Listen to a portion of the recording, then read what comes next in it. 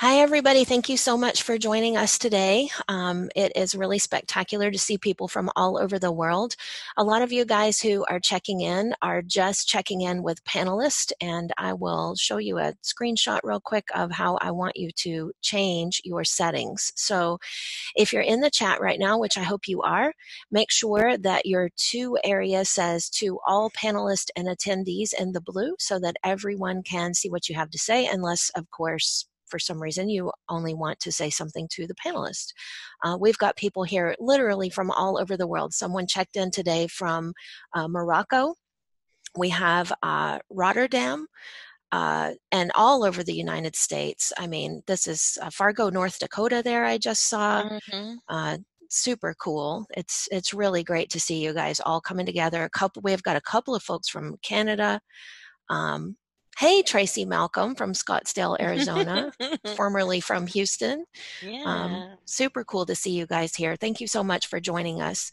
All right, well, let's get started. You had a ton of questions about Google Classroom. I want to introduce everybody who's here today, or let them introduce themselves. And then we will dive right in and try to get all of your questions answered. We have gone through the form and the results that people filled out in the needs assessment. And of course, if we have time, we'll also be taking questions from you live. So I'm Amy Mayer, and I want to introduce, or let my colleagues introduce themselves. Brooke, say hello to everybody. Hey guys, I'm Brooke. Something that I just thought about, Amy, that we haven't done on any of these is to say that we are located in the Houston, Texas area. Yeah, I guess we haven't, because who Yeah, knows? we haven't Anybody said could be that. anywhere. They could just be finding us throughout all the sharing that's been going on. And so we're all based kind of out of the greater Houston area here in Texas. And we do work with schools all over the United States. Right, and it turns out right now it doesn't matter where you are. So Right. we're helping people all over the world, and it used to matter a lot because it cost us so much money to get to you if you were far away. But we're literally working in New Orleans all week this week, and we're not going to New Orleans. So that's going to be, 95% of our time this week is going to be working with people from New Orleans. So that's exciting. And Jess, please introduce yourself. Well, hi guys, I'm Jessica Pell, and I am a former middle school English teacher. I've been working with Fried Technology for a few years now, and I actually know a lot of you guys from the Facebook group, the Google Classroom Teacher Group. So welcome, nice to meet you, and I hope you guys get something good from today. I think we're going to cover a lot of questions you guys have. Yeah, I think so too. Super cool. All right, well, I will go back to my screen share then, and we will at least refer once in a while to the slides that we have up for you today, just so we make sure we stay on track and get your questions answered. At the end of the webinar today, we will give you the link to the slides so that you can click any links that are in there that you might want to get to later. So one more time, if you just joined, make sure that when you're in the chat that you're speaking to everybody that you mean to speak to, by choosing to send to all panelists and attendees, and not just to all panelists, which is the default. All right, we had a lot of webinars next week. We have one more free webinar coming up this week, and then we have so many from schools who have contacted us who are actually paying us to help them that we cannot do any more free webinars this week. I wish we could, but if your school wants to get on our list for professional development, you can always email information@friedtechnology.com, and we will get you into our queue as fast as possible and get you the personalized professional development that your school or district needs. But we have another free webinar coming up on Wednesday. So we are friends with the folks at Pear Deck. It's a fantastic product, and they have been working really hard to develop the content that we're going to be sharing in this webinar. So it's going to be a joint Fried Technology Pear Deck webinar about how to use that platform for distance learning. Everything you're going to see you can get for free right now. So it's a really spectacular time to try this, and it's going to really add a lot of functionality to what you're doing online. So don't miss that one. It's 4 to 5 Central Daylight Time, I learned, not standard. Our times there are wrong, but it's 4 to 5 p.m. CDT, actually. We all learned that this week, that CST is only right part of the year. So Yeah. check I that mean, that out. was a mind blower for Yeah, me. Yeah, I had no me idea. too. it was for all of us. Yeah. All right, this slide is correct, although these times don't matter anymore because these are all recorded now. So if you go to our blog, at the very top of our blog, it's fried.tech/blog. You will see these slides embedded, and you will be able to click on the link. So there are links inside these slides that will take you to all of these webinars that we did last week. So make sure and check those out, especially this last one on the list right here, developing activities for your online classroom.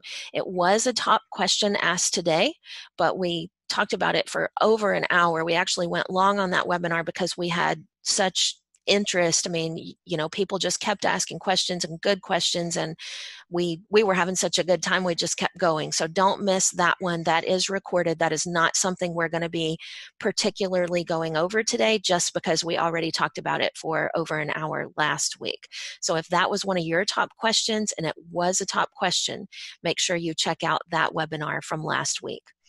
All right, and here's that URL one more time to that webinar from last week, because you'll notice it is our number one question that we got on our form. 90% of you, or 90 of you, 66.7% of you said that you wanted more information on creating hands-on activities that you could assign through Classroom.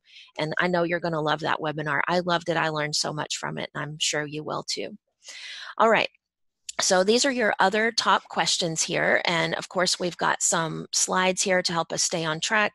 But mostly, I want to get you into our Google Classroom so that we can interact with each other. I know it's likely to get a little crazy because there are a lot of people in the webinar today. There's about 200 people here right now. But we're going to try it anyway because, like Brooke said, leave it to us to break the internet on Monday morning. I mean, we're at least willing to try to do it. So if you are not already using Google Classroom, don't know how to get there, hopefully you watched our video that we put in the forum. We have a video on YouTube that shows you how to get started with Google Classroom. It is called Handily Get Started with Google Classroom. So if you haven't watched that and you feel like we're leaving out some important things today, after this webinar is over, please go and watch that video. It's going to cover all the fundamentals if there's something that we missed today in answering your questions. So I want you to navigate to Google Classroom in another tab. Hopefully you can keep your sound on and go to Google Classroom in another tab. And then we're going to ask you to join our Google Classroom. Now, because there are so many people here today, we're not going to be able to troubleshoot helping you join the classroom. I wish we could, but we just can't because there's so many folks. But I'll tell you, the number one reason why people can't join a Google Classroom is because they are in their school district account and their school district does not have our domain whitelisted.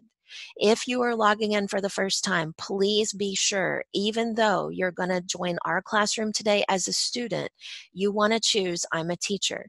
If you don't, it could set your account into a student mode and you will not be able to create classrooms, which could cause a problem if you can't get a hold of somebody in your technology department who can change it back again. So please make sure that you choose I'm a teacher if you are asked when you join our Google Classroom. All right. So if you navigate to classroom.google.com, I'm going to change slides just a second, or pages just a second, so I can show you what I'm talking about. So I am going to go to classroom.google.com. In the top right, this is the account that I'm logged in as. Right now, I'm logged in as information@friedtechnology.com. If my domain does not have your domain whitelisted and I go there in that education account, I will not be able to join your classroom. So that's why in order to join our classroom, you will have to be either logged in with an account that has our domain whitelisted.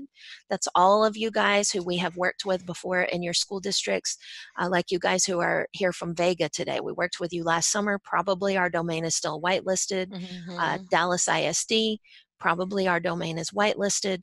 But if you're from a different school, you will have to go to this classroom and join with your @gmail.com account, and it will let you join this classroom.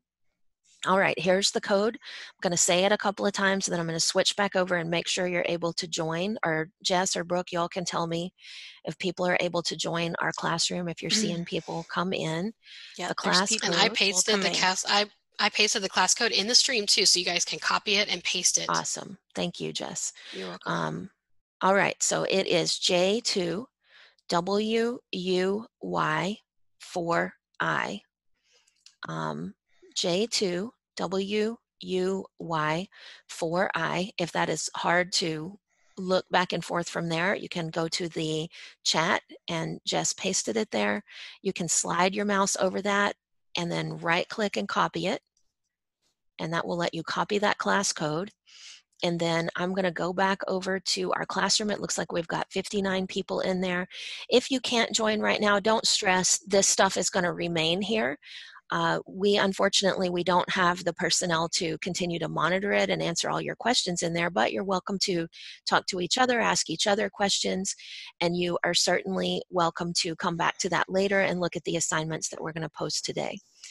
The full name and address to whitelist, and what your admin needs to search for is classroom whitelist, and the domain is friedtechnology.com.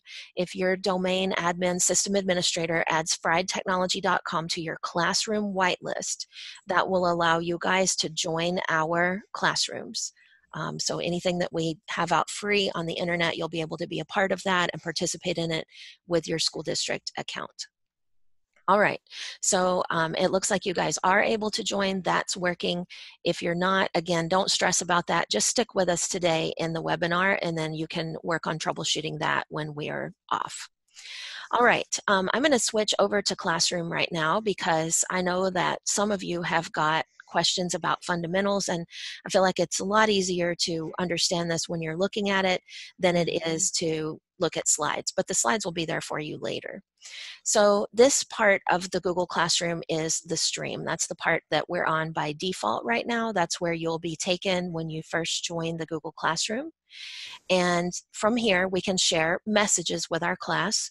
And because our settings right now are the default, it's going to allow you guys to respond to anything that I post in the stream. Now, if you are working with students who are learning online for the first time, then you may want to turn this off, and we'll get to that when we look at the settings.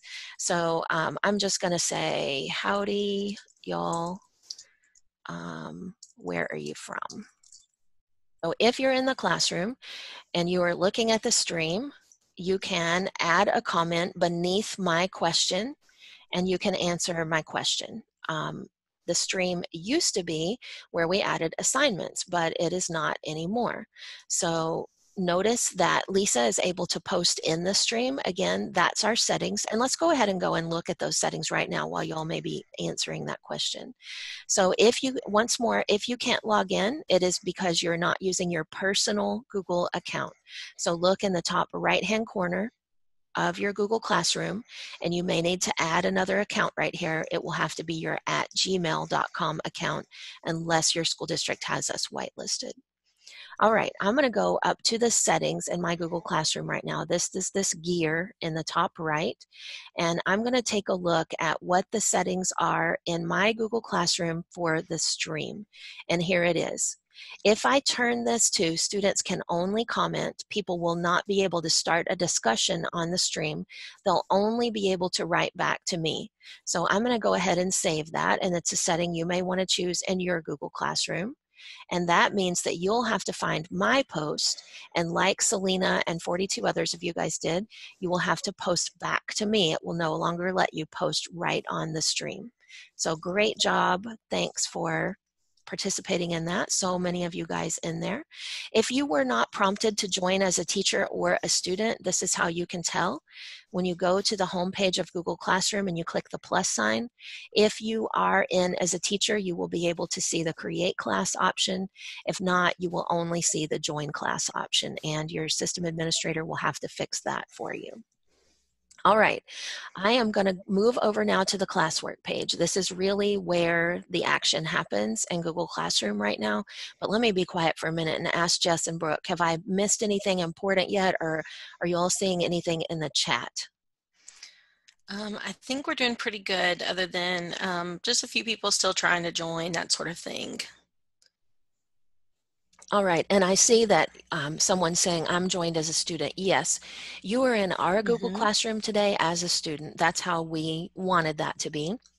But when you go back to classroom.google.com and you click the plus sign in the top right, you should be able to create a class there if your account is set as a teacher account. And if not, you'll contact your system administrator for your school. All right. And just one more time, just to say again, if you didn't see the prompt, we definitely did not mean to freak everybody out about that. If you were not prompted whether to pick student or teacher, that's only the very first time you ever go to Google Classroom. So that means if you weren't prompted, that means that at some time before you opened up Google Classroom and you already chose that you were a teacher. Yes, good point. And it also could mean that in your school district, your system administrator already put your account into the teacher account. So it already knows you're a teacher. Yeah, that's what I was going to say, Amy. You had my thought. Get out of my head, Jessica. All right, so let's go to our classwork page and we're going to do an assignment. How many people are in here with us right now? Let's see. So I'm going to go to the people page and take a look. So it's, I don't know, maybe over 100. Yeah. So this one's probably going to get a little crazy, but that's okay. We're just playing around today. And if it 114. If it gets messed up, it doesn't matter. 117. Okay. It's going to be crazy for sure, but this is why you want to understand assignment types. So Brooke has queued up. Jamie has asked a question that's going to feed right into what you're about to do, Amy. He says he can't see any classwork visible. Yeah, right. Good point. So the reason why, Jamie, is because right now Brooke has set all of our assignments up in draft mode. So I see them because I'm the teacher in the classroom. You don't see them because you are logged in as a student right now. So what I'm doing right now is I'm going in to edit the assignment so that I can post it for y'all. But I want to talk to you about it for a second first before I do that, because like I said, it is going to get crazy. And that class code, Jess, there you go. Thanks, Jess. Fast action there.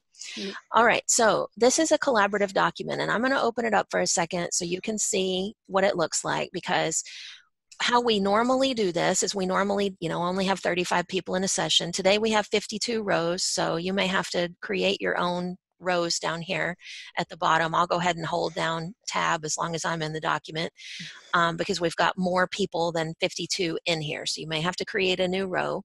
But the way that I'm about to assign this file is I'm about to allow everyone to edit. And this is why you want to understand these settings.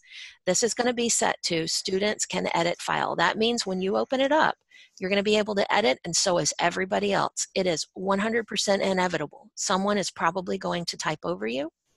Someone is probably going to erase what you said. It's okay. We're just playing around. We're just understanding the settings. So don't freak out. All right, these are the settings. It's what I intend. Every student is going to be able to edit the file at the same time. That's what that setting means, and it's really important to understand it. All right, I'm going to go ahead and click Assign now. And what's going to happen is you're going to see that assignment posted now on the classwork page. If you want to speed things up, you can always refresh your browser and it will speed up, but in a couple of seconds you should see that posted. And when I go back to my collaborative doc, I'm going to start seeing a lot of people join it. And I do. Up here at the top, I can see all the people who are in the document right now. So what I'd like you to do is I'd like you to find a row where no one else has clicked.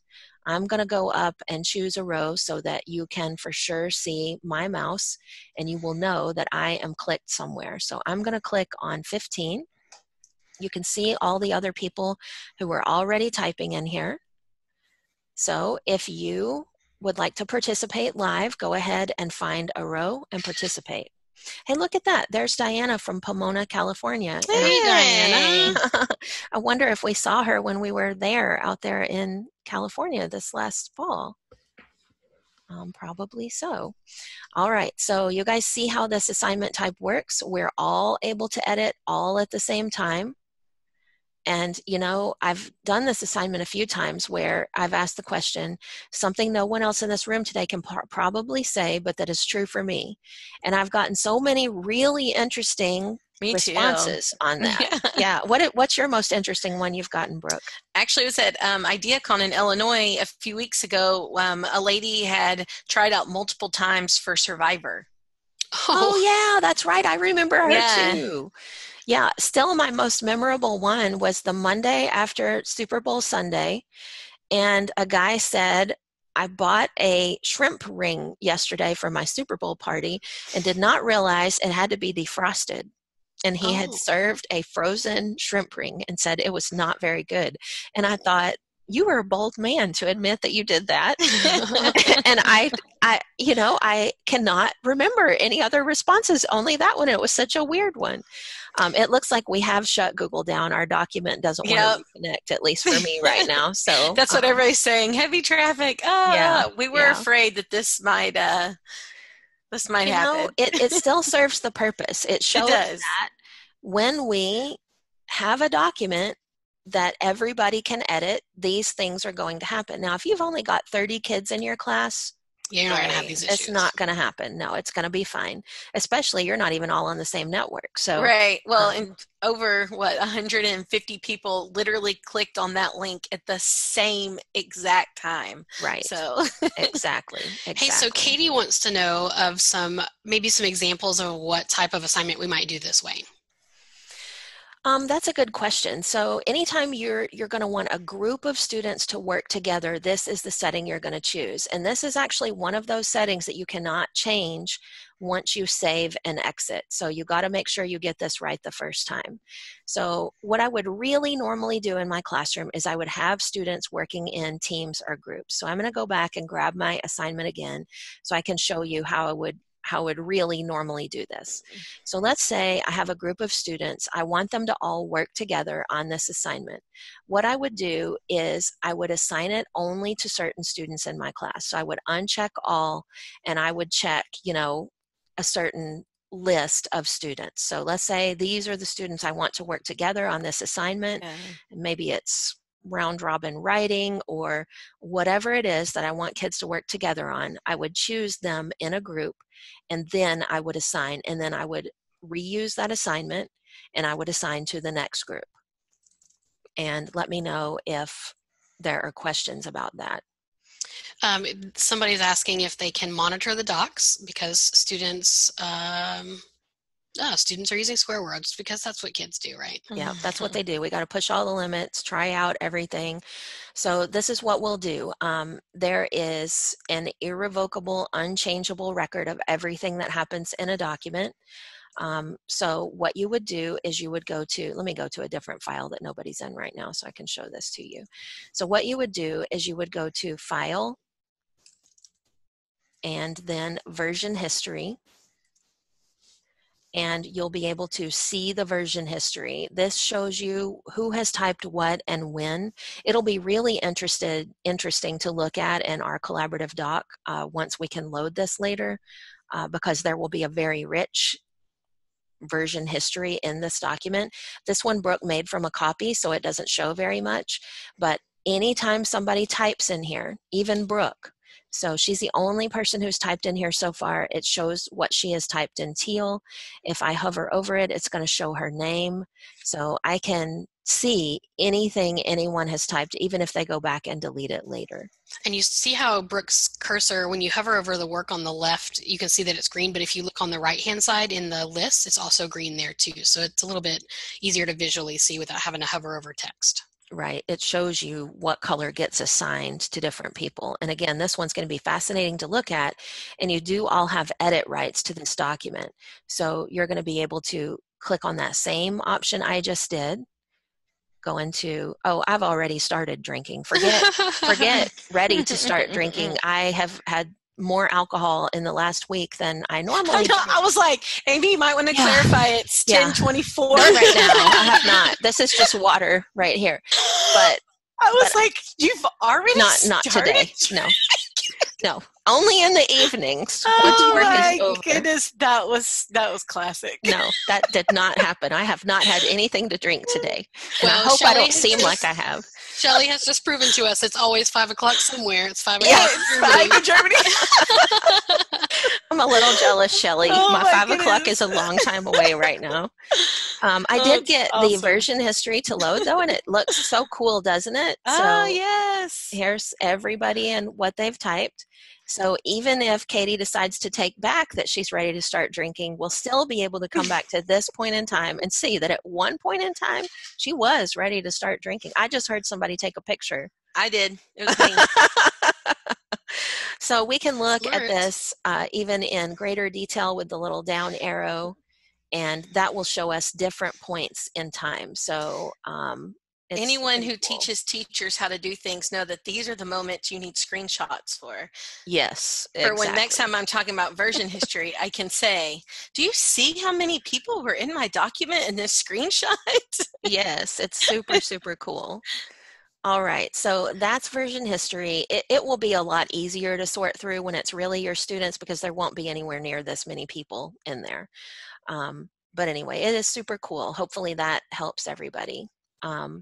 Okay, so one type of assignment, students can edit file. I feel like we get that now, right? Once we do this assignment, we get that. This cannot be changed. Once I have saved this assignment, I can't come back and make this a different type. What I can do is I can reuse a previous assignment that I messed up. So let's say I assigned this using the setting that we intentionally did just now, and I realize, uh-oh, that's not what I meant to do.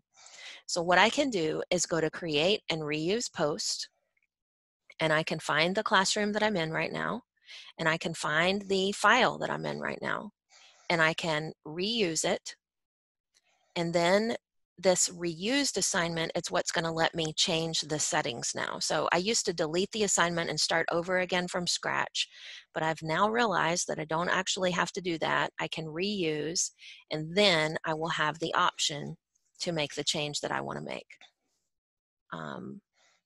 No one asked that, but I guess I decided to answer it anyway. It's a question I had for a while, so there you go. Okay. I just need to say that I'm totally lost over here in the document of all the things we need to know about everyone. Oh, this is going to be fun. I can't wait to read this. It is. And I just need to do a quick shout out to Kelly Mobley from Archer City, Texas, who is retiring May 21st this year, who has 41 days left of school. And Kelly, how cool is it that you're still out here learning with the rest of everyone and figuring out how to make the best of your next 41 days? So that's really awesome. Yes, it is. That's amazing. Sure is. And Archer City is the real life setting for Larry McMurtry's book and novel, The Last Picture Show. Just in case anybody didn't know that. It's a little town in Texas. Only you know that, Amy. Maybe. I bet Kelly knows Kelly that. probably knows it. I did a big thing on Larry McMurtry in graduate school. I love Larry McMurtry's writing, and so I learned that about Archer City, and I've always wanted to go. I want to go take a look at Last Picture Show in Archer City. All right, let's go to the chat for a minute. What have you guys seen that we need to answer right now? Again, for those who maybe are just joining in even a little bit later, we're going to put that code back in the chat right now. I got it. You got it. So if you joined a little late, we are in a Google Classroom. You probably are going to need to join with your personal Gmail account. That will get you into the Google Classroom because your school district has not whitelisted our domain. But you can join at any time, even after we get off the webinar today. You'll be able to join the classroom with your @gmail.com account. Did y'all see what Kelly said? Yes, she said, I actually got married in what is now his house 3 doors down from where I live. Love his family. Okay, when I come to Archer City, Kelly, we need to meet up. And I need an introduction, or at least to be driven by the house. That's so cool. Yeah, it really Look is. at that. I feel like we got some Kevin Bacon stuff going on here today. Exactly, exactly. All right, I did see a question there about one assignment can be shared among classes as a collaborative document. Sort of. So what you probably want to do is you probably don't want to put all of your kids in the same document. You probably want to do it as a group.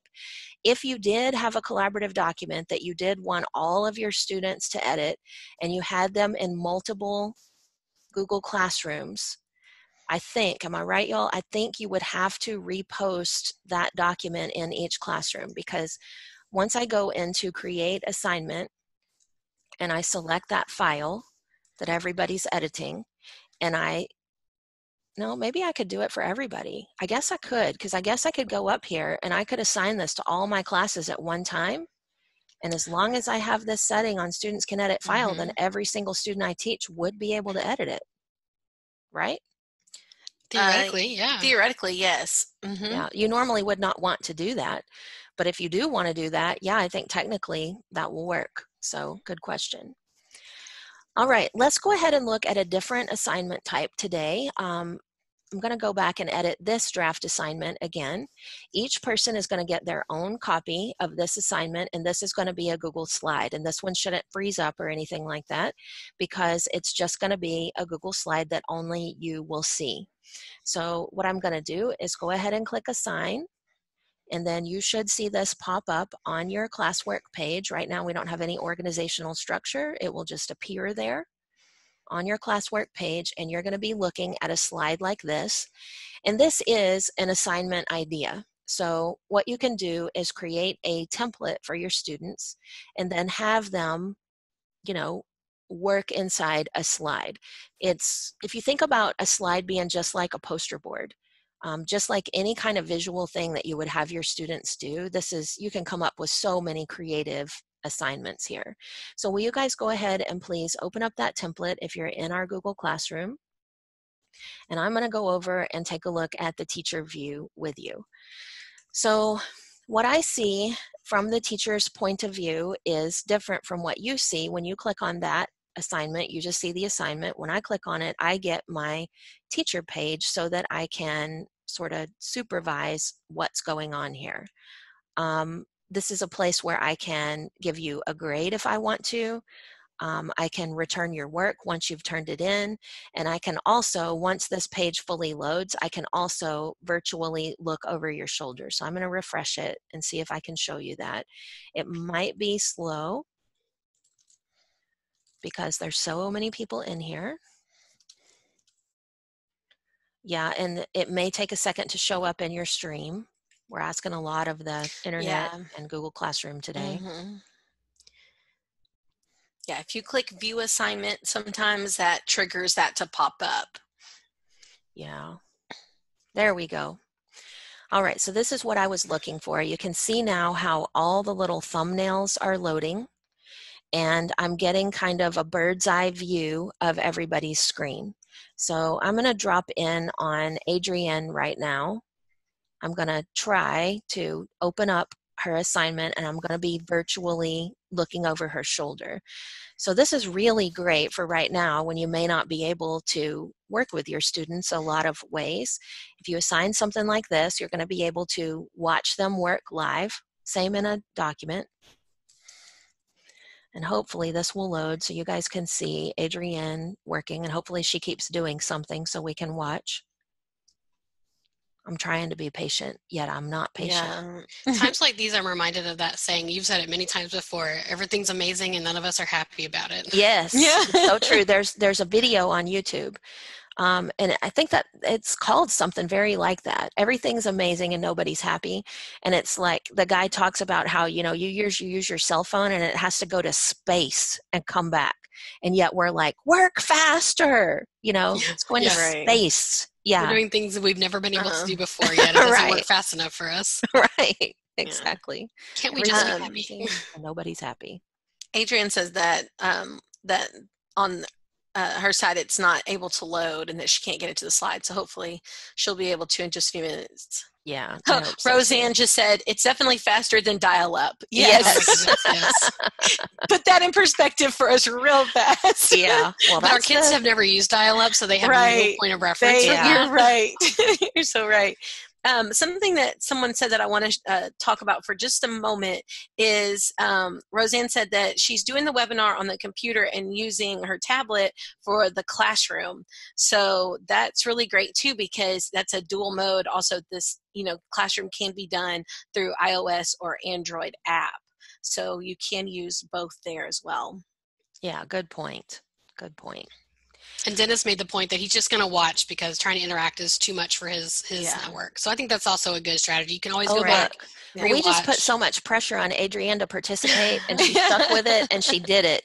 So you can see her. She's changed her name there and her slide right now, and I can see on my screen that that's what she's clicked on right this second. So that's the point that we Yay. wanted you guys to see. I can also interact with her right over here. So I can talk to her.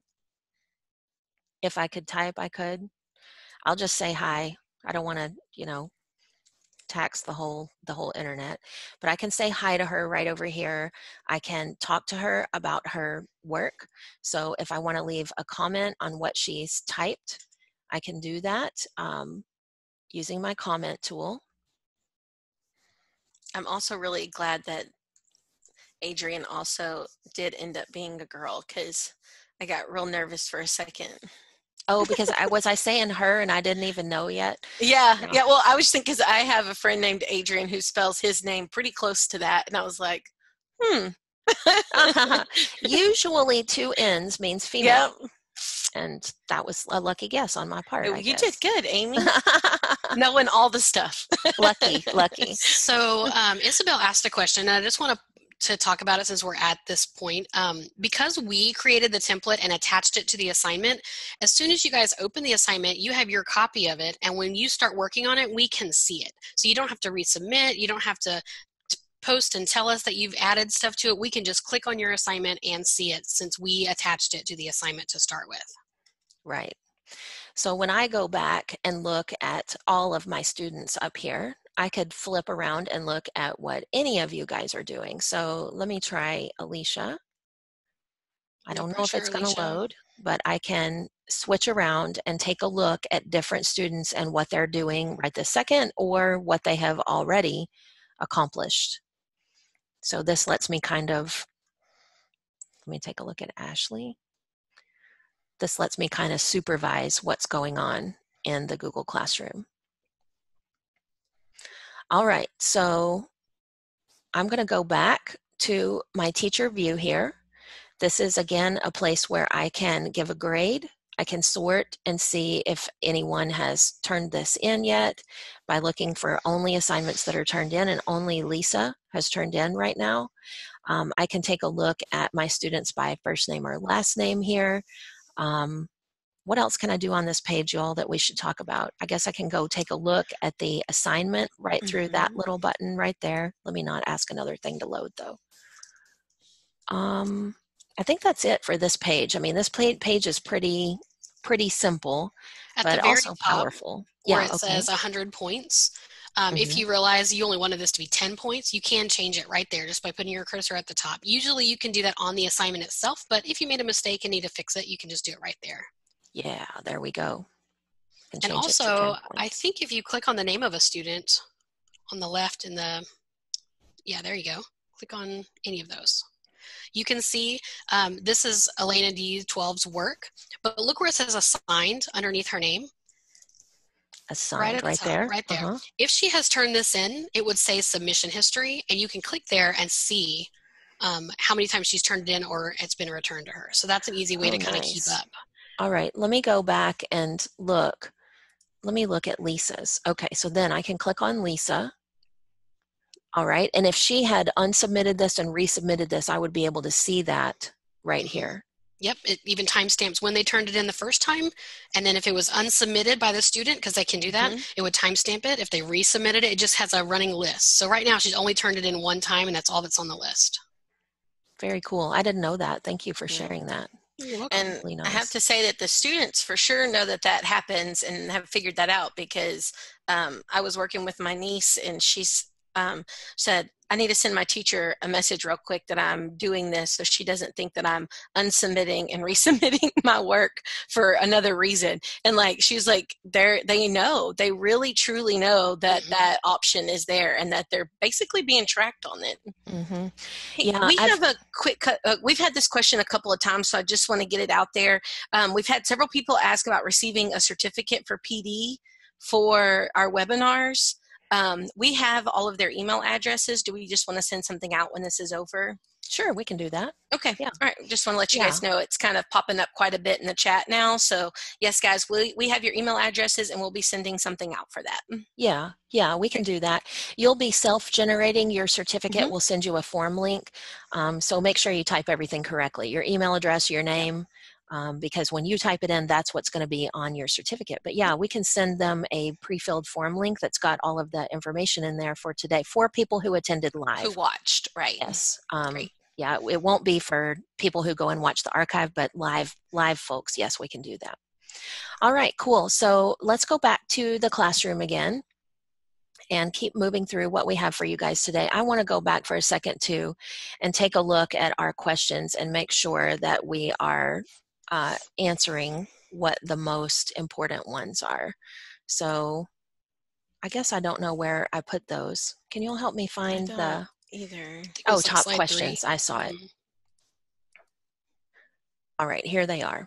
Okay, so the next one after that, Jess, can you go look at these results and tell me what the next one is so we can make sure that we are staying on track here? Sure.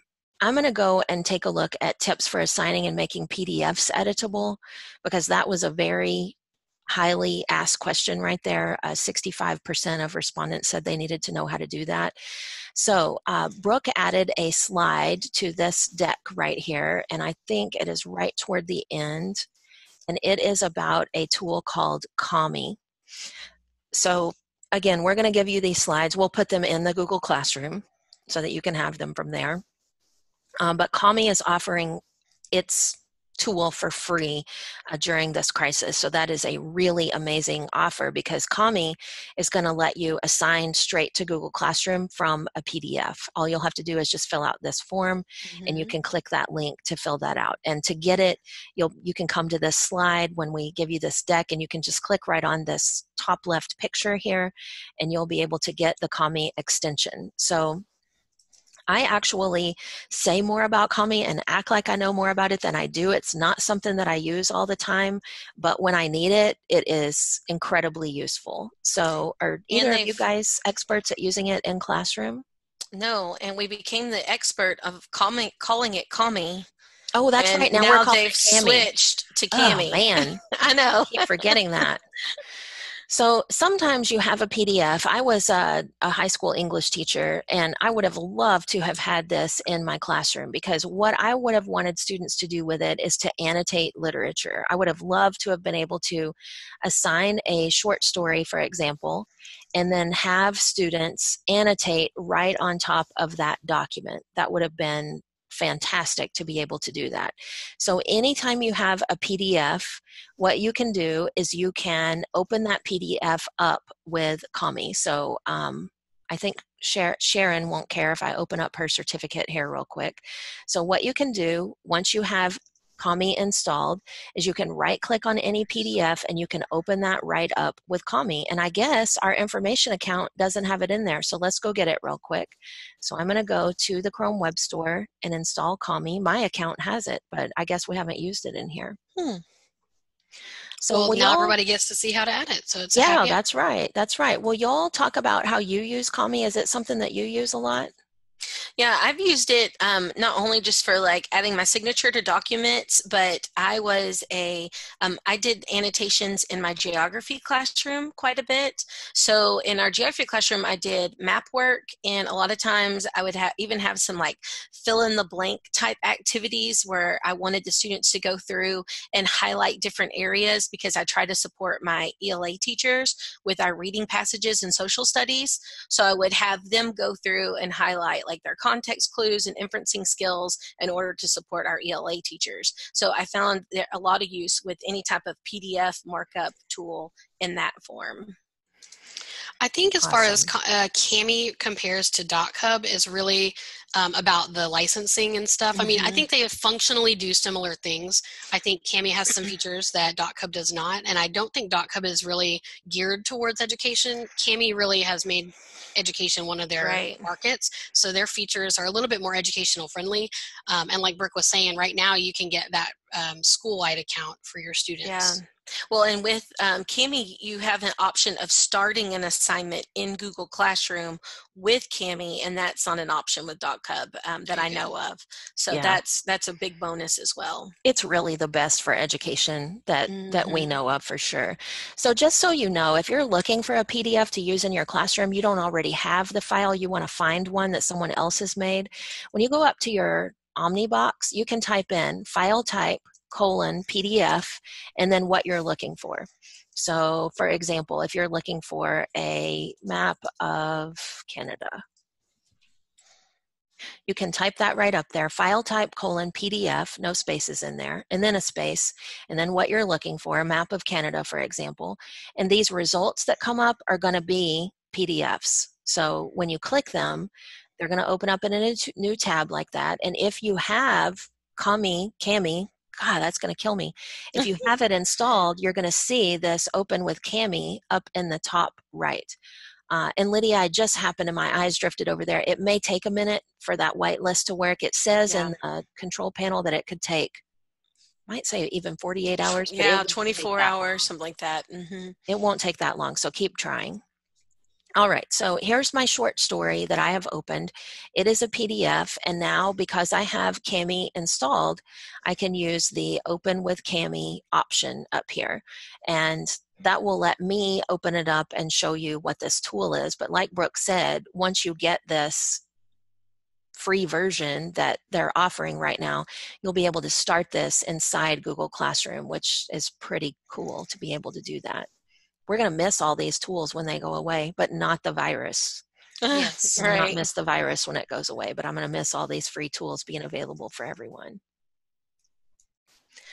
All right, so you can submit the slide presentation. You should have a turn-in button in the top right there. Mm-hmm. If not, you can always go back to your assignment page. So your assignment page in Google Classroom looks kind of like mine, even though I'm logged in as a teacher.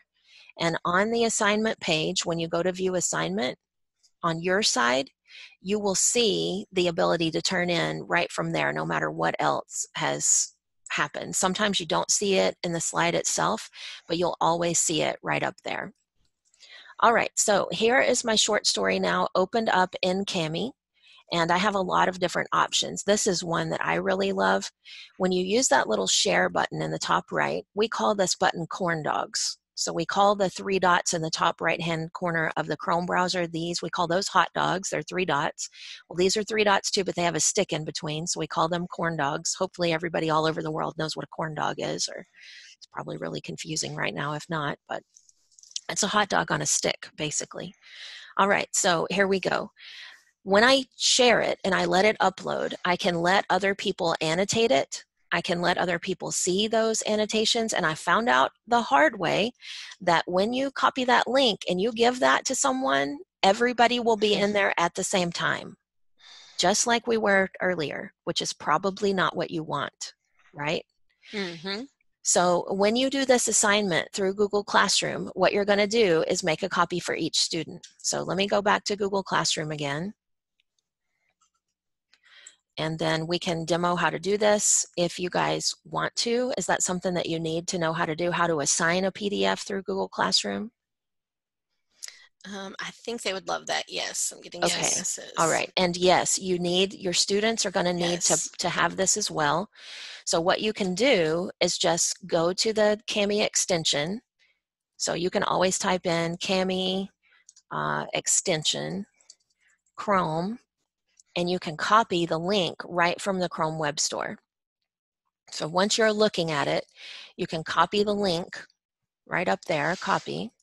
And then when you're making your assignment in Google Classroom, you can add that as one of the links because you can add multiple things to an assignment. So when I go down here to add, I can choose to add a link and I can paste in the link to the Kami extension so that my students can install it along with the assignment. All right, so what we're going to do is we're going to assign this, this PDF right here, and we're going to make sure everybody has a copy of it. So I'm going to go to my ad, and I'm going to go to Google Drive. That's where my PDF is stored. And then I'm going to find, hopefully, my document. All right, I saved it up to Google Drive, but I don't see it there. So let me go ahead and just export it so that I can get to it. All right, so I'm going to upload my PDF, and I guess this is good because most of the time your PDFs probably are on your computer and maybe not in Google Drive, although you can upload them there too. So I'm going to upload it to our classroom. There it is. And the option I want is make a copy for each student. Even though it's a PDF and they can't edit it, they're going to be able to, you guys are going to be able to edit it using the Kami extension. So here's a Kami example assignment. And while we're here, let's go ahead and create a topic because we haven't done that yet. Have some organizational structure here. So at this point, when there's only, 2 months of school left, you might just make topics like assignments, materials, readings, whatever. If we were the beginning of the school year, I'd probably tell you to do like 9 weeks or something like that. That would probably be more helpful, or maybe units of study. Yeah. So there is a topic, that's assignments is our topic.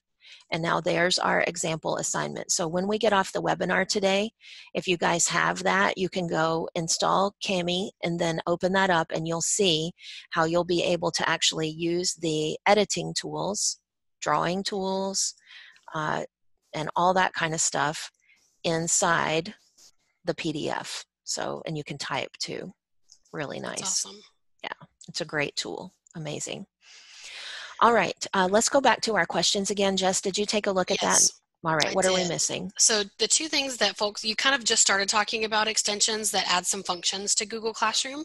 So that was a really hot topic. And then also there's a lot of questions from teachers about what are good strategies for managing attendance, checking for daily engagement, things like that. Oh yeah, let's talk about what Pulaski did.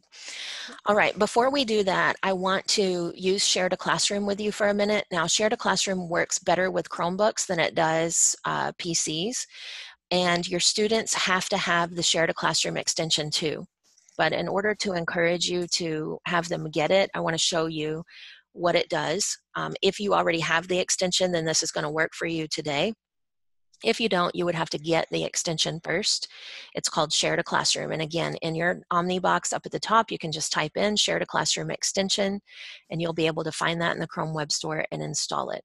So let's say that I wanted you all to go to our website, and maybe I wanted you to go to our blog, and maybe at our blog, I wanted you to go to a specific article on our blog. Well, that's a lot of clicks to get a classroom full of kids from, especially if you're not looking at them.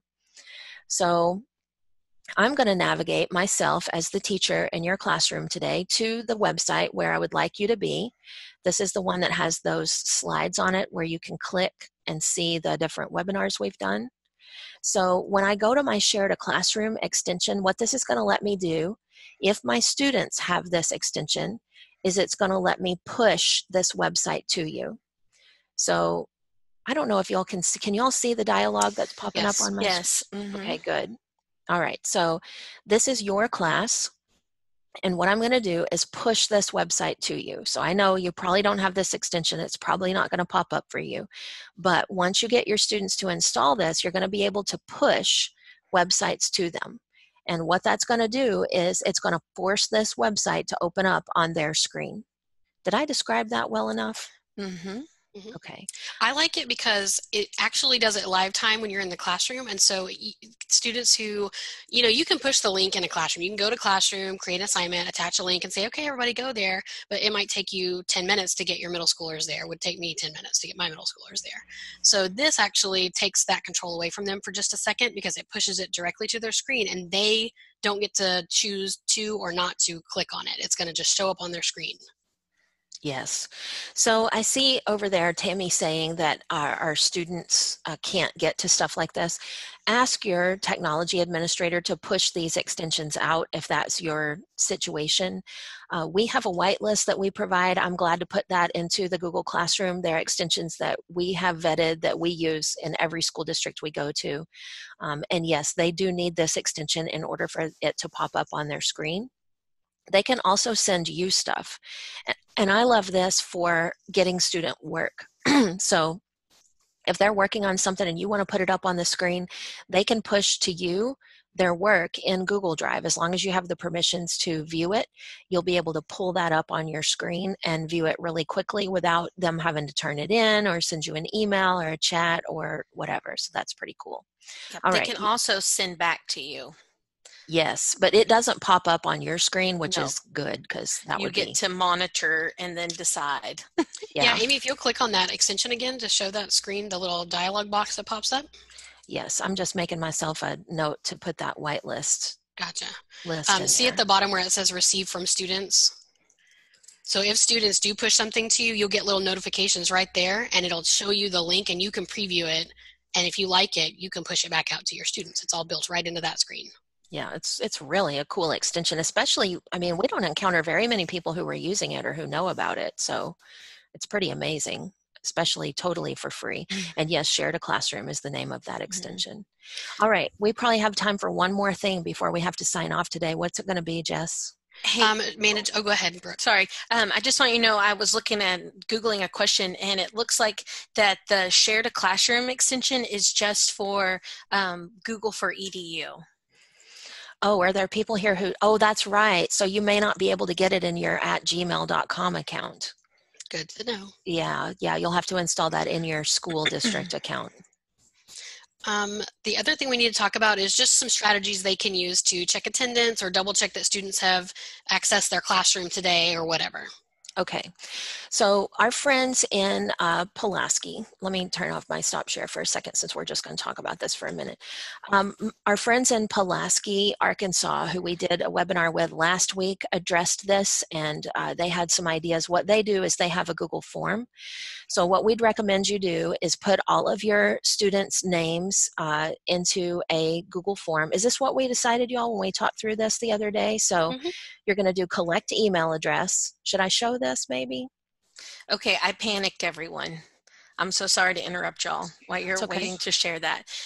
When we said Google for EDU for education, that doesn't mean that you have to have a .edu account. Oh, so no. Google for Education is what is the apps that we use. It's Google Forms, Google Classroom, Google Docs. That's Google for Education. And then they also have like Google for Work. So what you're using in your school districts is Google for Education. So that's what we mean when we say Google for EDU. Right. So your account might end with .net. Yes. Org. Yeah. Sorry, I just caused a panic in the chat, and I needed to fix that before we went any further. No problem. It happens to the best of us. All right. So this is what we decided we would do if we were teaching right now and needed to take class attendance. What we'd do is create a really simple form like this one right here. And then we would go into the gear and we would choose collect email addresses. And you might restrict to users in your domain. You make sure your students are logged in with their school district account. You don't want to limit it to one response because you want to be able to use the form every day, the same form. And so then what we would do is save that, and we would assign this form in Google Classroom each day. So it would look like this. So we would do create assignment, and then we would add the form that we just made from Google Drive. It's called class attendance, and I just made it, so hopefully it's right at the top. And then what we would do is say, please check in today to let me know you attended. All right, so this form is one I can reuse this assignment every single day. It's going to automatically create a date stamp and timestamp and collect the email address of the person who is signed in. But just for double checking, I have also asked in the form for the student's name, because if they happen to be logged in with their parents' email address to Google, then it's going to record that person's email address. So I want to double know that my student really has, that they're there. So I want to get their name too. So if you guys who are in the classroom, go ahead. Check that form again, the settings. I was trying to do the attendance because I know everyone's going to do it. And oh, sorry. Oh, there you go. Let me try that again. All right, so y'all try again. Sorry, that's my fault. I forgot to uncheck that box because y'all are not in our domain. Now, normally that's going to work for you because your students are in your domain, but you're not today. So when I go back to this form later, what I'm going to be able to do is I'm going to have a running list of all my students every single day and who has attended. So once some of you guys have filled this out, here, let me go ahead and fill it out. I'll say I filled it out too, so you okay, have at good, least thanks. one in there. All right. So when I go and edit this form, I'm going to go take a look at the results of it, the responses to the form. And on the responses page, what I want to do is create the spreadsheet. So here's my Create Spreadsheet button. And inside here is where I'm going to be able to see that timestamp and the email addresses. So there's the timestamp. I can tell that's everybody today, everybody's email addresses, and then the names that they've typed in.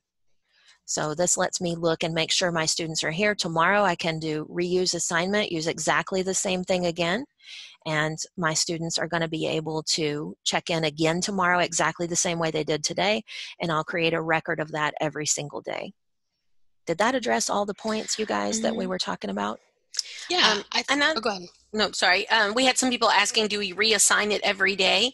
I would just either bring it back to the top of your stream, or if you have it at the top, just remind students. I wouldn't necessarily go in and reassign it every day. Yeah, you could just put it at the top and just put a reminder in the stream. Don't forget to do attendance today.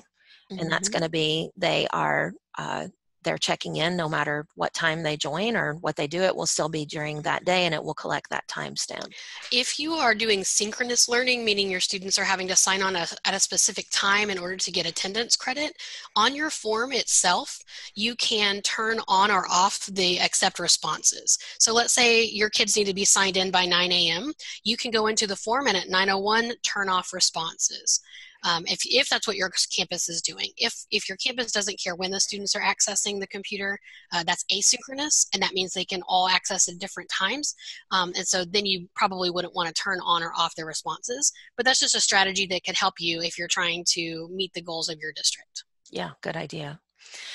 All right, let's try to answer a few questions in the chat. I know we're already 1 minute over, but I hate to leave you guys with hanging questions. So I've had this question several times. Are we recommending Zoom or Hangouts Meet as a platform?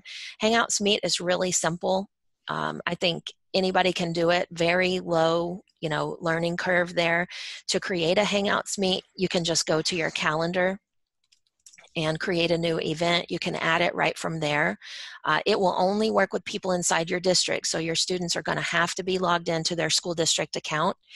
Zoom has every feature, and that sounds like a good thing, but sometimes it's not a good thing. Sometimes it's an overwhelming thing.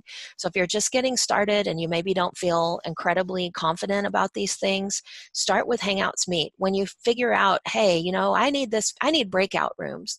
Well, Jess figured out last week that Zoom is actually the free version of it has got breakout rooms, which is really amazing.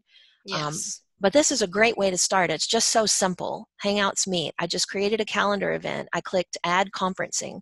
There's my meeting ID. I can post that right over to Google Classroom, and people could join it right this second. I can add a live stream right there if my district has turned that feature on. It's free for everyone right now.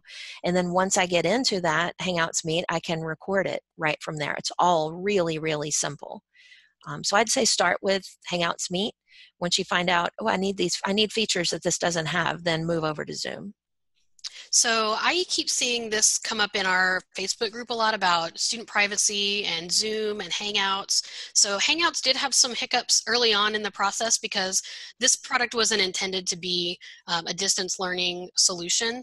But after, of course, the COVID situation, Google has listened to teachers when they said this isn't working for these reasons, and they've gone back and fixed some of those reasons. For instance, the teacher can turn off the room now so the students can't continue to work in the room. Could you remind me how to do that, Jessica? I'm trying to remember. I don't remember how to do it myself because I don't think I've ever tried it. Okay, I'll put the link in there. Yeah, Google has a blog post about it, so you can definitely go check it out.